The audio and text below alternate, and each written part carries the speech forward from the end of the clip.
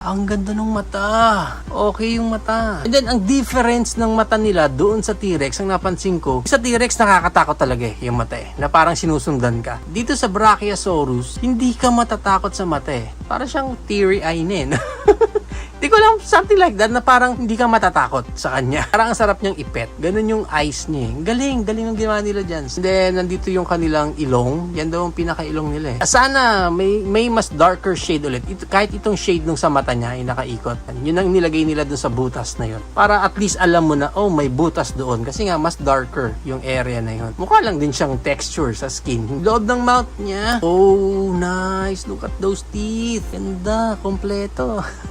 I mean, yung ganda nung pagkaka-paint. Yung nga lang sa dila niya, hindi na naaangat niya. Itong neck niya, plastic. Pero pagdating na area dito, itong part na to, this one is parang rubber na. Rubberish na yung type nung skin niya dito. Hanggang